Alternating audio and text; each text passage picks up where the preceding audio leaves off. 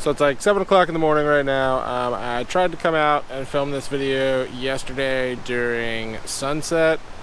I haven't even sat down and watched the footage or seen the photos yet. I'm actually still shooting the same roll of film, but I feel like I was just super rushed and I probably didn't go through things as thoroughly as I wanted to. So we came back this morning for sunrise. I figured it's gonna give us more than enough time to actually set up and kind of talk about my metering process and all that good shit. Yeah, we got about 30 minutes until the sun really starts coming up and everything, so I'm gonna walk around and figure out where I want to be when that happens. And there's Hillary. She hates me for being awake this morning. Okay, so we walked around for a little bit. I found my location for where I want to be during sunrise. As you can see, like back behind me, the sun is coming up over that tree line and just the remnants of the old mill and everything here on the Lawson's Fork Creek. And this is what I'm looking at. That's the old steel bridge, which they renovated and all that. The dam, the water coming over. I really like all the rushing water over the rocks and everything. I feel like it's gonna make for an interesting photo once the sun actually comes up and lands on it, because it will be a slightly longer exposure. Probably not a long exposure, but more of a slower shutter speed, so it'll add some like nice little motion to the water over the rocks there. But I've got my camera set up. Pretty sure I'm set on my framing, so I'm just going to take some meter readings and kind of explain to you guys how I go about metering. Yeah, so the lights starting to get good. It's still kind of, the sun's not really hitting the scene yet, but I think I want to take one before that happens to capture that nice little like a blue hour pre-sunrise light. So I'm going to take a few meter readings, and how I tend to go about this, I don't know if this is technically correct or not, but it works for me, so whatever. I tend to point my meter. I try to find the brightest and the darkest, so like my highlights and my shadows, I try to find those two in the scene and take a meter reading for those. So right now I'm going to meter for the white water just coming down the waterfall from the dam, and get my EV from that real quick. I forgot to mention I am shooting Portra 160 in the Mamiya, and I'm rating it at 100.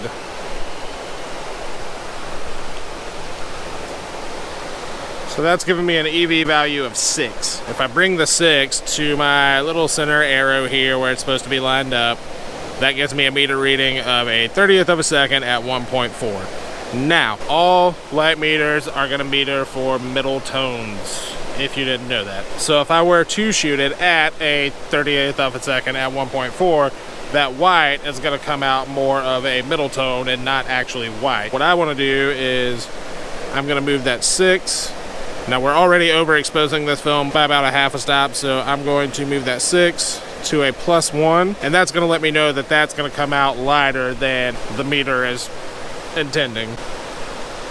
So then I just kind of look around here. I figure out what I want my exposure to be. I think I'm going to go with 2 seconds at f8, just to double check my metering to make sure that that initial metering off the highlights is correct and going to give me the exposure I'm looking for. I am going to meter the shadows, which is going to be the water here in front of us because it's the darkest area in the image. And then I'm going to meter off of the rocks as well, which is going to be my actual midtones. And once I take that meter reading, if I don't have to adjust this at all to get the proper exposure I'm looking for those areas, that lets me know that I got it right the first time. So I'm going to take my meter reading off the rocks. That's giving me an exposure value of 5. 5 is dead center, so we're good to go there. I just took a meter reading off of the water, which again is the darkest part of the frame, and that's giving me an exposure value of 4. So right where I need to be. So I've got my camera set up. We're going with 2 seconds at an f8, and I'm going to fire away.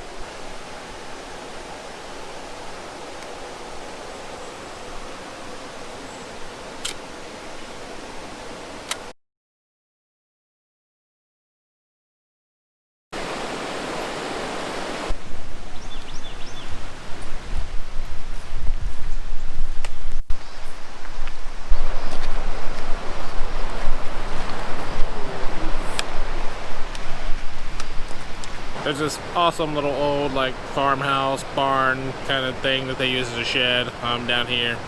I've got the camera set up on it. I really like the way the nice subdued light is hitting it. The sun still hasn't quite came up over the trees yet, so you still got that really nice soft light. So I'm gonna make an exposure here real quick, and what I'm gonna do is I am just going to simply meter off of the side of the building and take my reading. So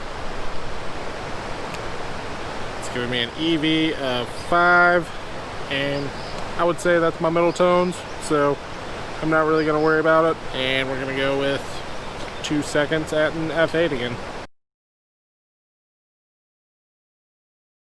So I found my next composition. Not too excited about this one, but I gotta go through the images, or gotta go through the frames on this roll somehow. So what we've got is one of the towers left over from when the mill burned down. I just took a meter reading off of both sides of the structure. One side is white, pretty dirty, but it's white.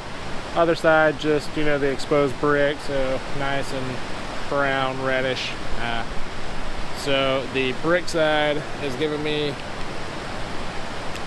an EV of 7, and then the white, dirty, crusty white side is giving me an EV of 10. If I take the 7, move it to the middle there, again, that's my midtones. Now, I would say that's a little bit darker than midtones, so I'm gonna move the 7 to a 1. The white side, again, giving me an exposure value of 10, and I would say that is definitely not middle tones, that is white.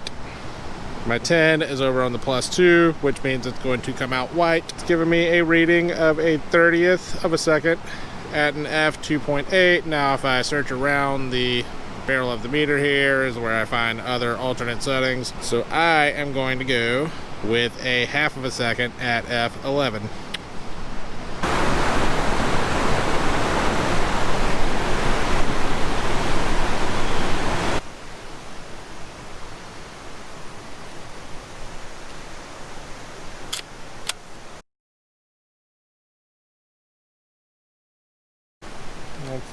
That sounds like a little like robot sneeze.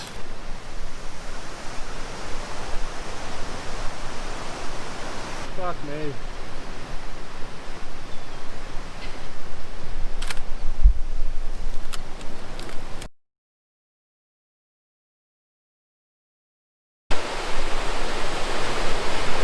It's not after dark.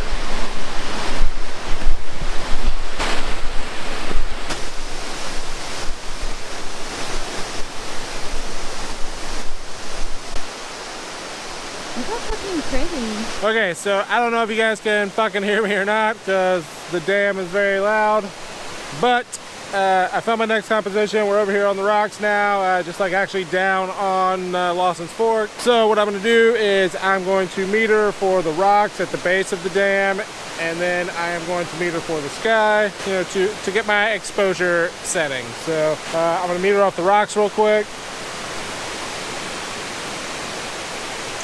That gives me an EV of 8, and I've already done this, so as you can tell, I've got the 8 set to a -2, which means it's going to come out dark. Those rocks are fucking dark. And then I'm going to take my meter reading up in the sky. That's giving me an EV of 12. Now, as you can see, the 12 is at the +2, which means it's going to come out very light. Again, I would say it's very light. So an 1/8 of a second at an f11 or a 15th of a second at an f8. I think I'm gonna go with an 1/8 of a second at an f11, just to kind of smooth out that water coming over the dam a little more.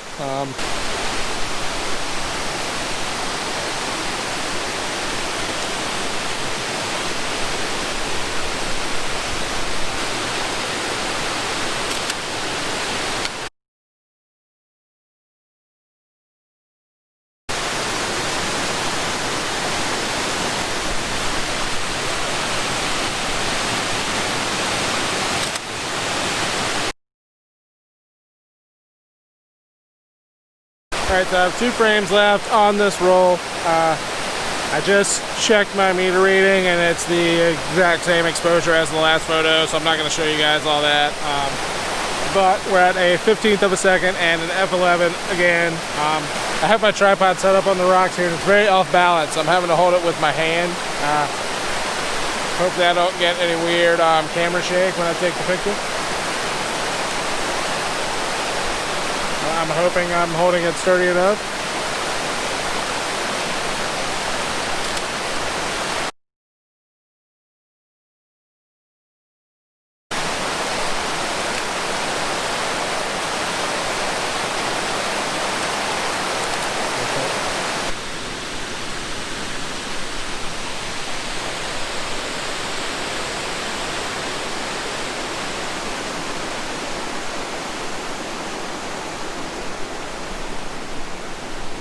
I've got my final composition set up.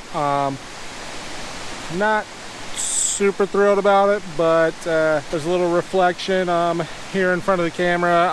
So I'm kind of hoping that just comes out cool with the reflection of the bridge and everything, and the puddle and the bridge in the background with the dam and all that. So I've taken my meter readings. Again, metering off of the highlights, which for me this time was the white water coming over the dam, my midtones, which were the not so lit up parts of the rock, and it gave me an exposure reading of 1/25 at a 5.6. I'm choosing the quicker shutter speed to hopefully freeze those ripples that are in the puddle right now, and maybe make that reflection just come out a little bit crispier. So we'll see how that goes.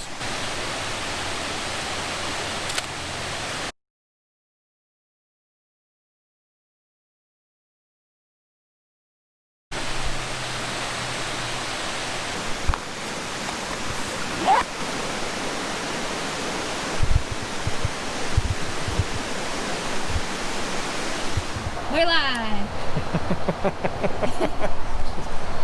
Action. Thanks for tuning in for another video, guys. That's gonna do it for this week. I hope you all were able to find that informative. I'm pretty bad about I don't know, trying to communicate like the technicalities of things when especially when I'm like on the spot like that too, because it's like I'm trying to get the photo, I'm trying to work before the light changes too much, especially during like a sunrise situation, to whereas the light changes like every few minutes, so I was trying to work fast, trying to get my photos, but also trying to just kind of walk you guys through my process.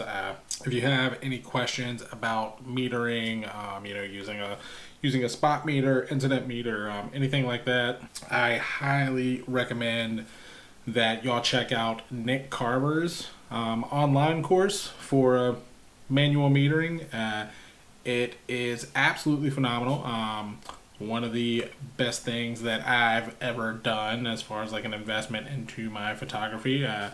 He is an incredible photographer. His understanding of just like light and how to use it and how to properly meter is just incredible. He's also a great teacher, and the course is well worth it. So I will link that down below so you guys can potentially check that out, because he is far better at explaining this stuff than I am. As always, if you guys liked it, go ahead and give it that thumbs up. If you didn't like it, give it the thumbs down, whatever. If you're new here, feel free to go ahead and hit that subscribe button, and that'll just let you keep up to date on everything I'm doing. I know that I'm not putting videos out as frequently as I used to, but I'm just trying to be a little more intentional with the videos now. So no one wants to watch me walk around like every week with my Mamiya 645 and a roll of like Portra 400 or something. I do that all the time, but I'm sure that gets old for you guys. So yeah, I'm just trying to be a little more intentional when I put out the videos and everything. So I hope you guys enjoyed what you saw. Lastly, before I get out of here, I do want to mention my photo book, zine, whatever the hell you want to call it, West. It is back up for sale. This week will be the last chance to get in on it. at least for the rest of the year. I'm definitely not going to be doing any other runs in the foreseeable future. I had a lot of requests to do another run just because they all sold out so quickly, which is insane. Still can't believe I'm saying that. So I've opened sales back up for another run. The link will be down below for you to go get in on that. This is a pre-order situation. Sales will close on my birthday, which is this Sunday, October 25th. I'll close sales that night. Then Monday, October 26th, I'll send the order into the printer. As soon as I get those from the printer, I'll start shipping them out. So it'll probably be about 2 to 3 weeks before everyone gets all theirs. But thank you guys so much for the incredible support you've shown me on this project, and I'll see you guys next time. And until then, just take it easy, keep shooting, stay safe, don't go catching no Rona, and in case I'm not back on here before November, don't forget to get out there and vote, man. We have a responsibility to do that, and we have an opportunity to, I know our 2 options aren't great right now, but we have an opportunity to at least vote the bastards that are in office at the moment out of there, and hopefully start to make some changes for the better. Yeah, that's all I'm going to say about that. Take care, everybody.